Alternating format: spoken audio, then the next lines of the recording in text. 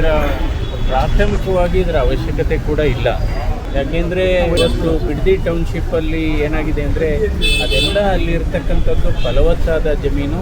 ಈಗ ಆಲ್ರೆಡಿ ಕೃಷಿ ಮಾಡ್ತಾ ಇದ್ದಾರೆ. ಸುಮಾರು 7,000 ಎಕರೆನ ಇವರು ಸ್ವಾಧೀನ ಮಾಡಬೇಕು ಅಂತ ಏನು ಪ್ಲ್ಯಾನ್ ಮಾಡಿದ್ದಾರೆ. ಅಲ್ಲಿ ಏನು ತೆಂಗಿನ ತೋಟ ಇದೆ, ಅಡಿಕೆ ತೋಟ ಇದೆ, ರೇಷ್ಮೆ ಇದೆ, ಹೈನುಗಾರಿಕೆ ಇದೆ, ಬಾಳೆ ತೋಟ ಇದೆ.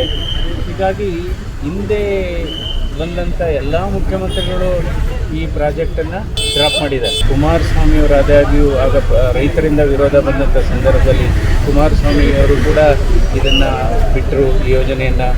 ನಂತರ ಯಡಿಯೂರಪ್ಪನವ್ರು ಬಿಟ್ಟರು, ನಂತರ ಸದಾನಂದ ಗೌಡರು, ಜಗದೀಶ್ ಶೆಟ್ಟರು ಮತ್ತು ಬಸವರಾಜ ಬೊಮ್ಮಾಯಿ ಎಲ್ಲರೂ ಬಿಟ್ಟಿದ್ದಾರೆ. ಅಂದರೆ 85% ಇವತ್ತು ಅಲ್ಲಿ ರೈತರುಗಳು ಈ ಬಿಡದಿ ಟೌನ್ಶಿಪ್ ಯೋಜನೆ ವಿರುದ್ಧ ಇದ್ದಾರೆ.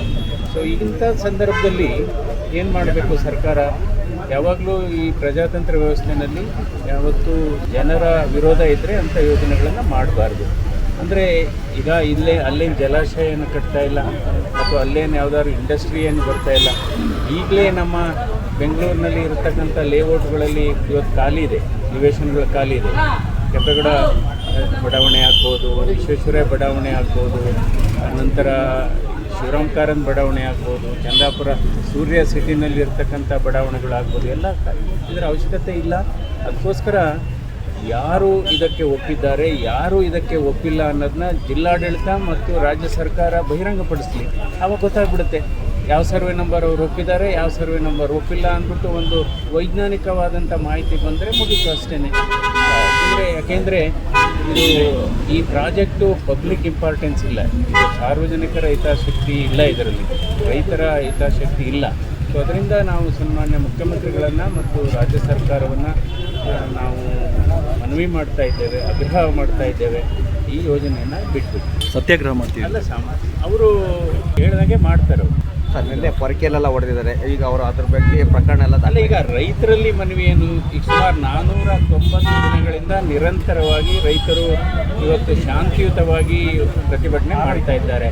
ಪ್ರತಿಭಟನೆ ಯಾವಾಗಲೂ ಕೂಡ ಉಗ್ರ ರೂಪ ತಾಳಬಾರ್ದು, ತಾಳ್ಮೆಯನ್ನು ಪ್ರದರ್ಶನ ಮಾಡಬೇಕು. ಯಾಕೆಂದರೆ ಸತ್ಯಾಗ್ರಹ ಅನ್ನೋದು ನಮಗೆ ಮೊದಲಿಂದಲೂ ಒಂದು ಸ್ವಾತಂತ್ರ್ಯವನ್ನು ತಂದುಕೊಟ್ಟ ಒಂದು ಶಕ್ತಿ. ಸೊ ರೈತರಲ್ಲೂ ಕೂಡ ಮನವಿ, ಯಾವುದೇ ಕಾನೂನನ್ನು ಕೈಗೆ ತೆಗೆದುಕೊಳ್ಬಾರ್ದು. ಅದೇ ಸಂದರ್ಭದಲ್ಲಿ ಇದೇನು ಎಮರ್ಜೆನ್ಸಿ ಏನಿಲ್ಲ, ಇದು ಯಾವುದು ಸರ್ಕಾರಕ್ಕೂ ಕೂಡ ಇದೇನು ಎಮರ್ಜೆನ್ಸಿ ಏನಿಲ್ಲ. ಇದನ್ನು ಕೈ ಬಿಟ್ಟು ಇದು ರೈತರ ಹಿತಾಸಕ್ತಿ ಕಾಪಾಡಬೇಕು. ಜಿಲ್ಲಾಧಿಕಾರಿಗಳು, ಜಿಲ್ಲಾಡಳಿತ ಮತ್ತು ರಾಜ್ಯ ಸರ್ಕಾರ ಒಂದು ಶ್ವೇತಪತ್ರ ಹೊರಡಿಸಿ ಎಷ್ಟು ಜನ ಒಪ್ಪಿದ್ದಾರೆ, ಎಷ್ಟು ಜನ ವೈಜ್ಞಾನಿಕವಾಗಿ ವಿತ್ ಸರ್ವೆ ನಂಬರ್ ಅದನ್ನು ಪಬ್ಲಿಷ್ ಮಾಡಲಿ. ಆಗ ನಿಜಾಂಶ ಗೊತ್ತಾಗುತ್ತೆ. ಅದೇ ಗೊತ್ತಾಯಿತು. ಅವರ ಪತ್ರಕ್ಕೆ ಸರ್ಕಾರ ಸ್ಪಂದಿಸಬೇಕು.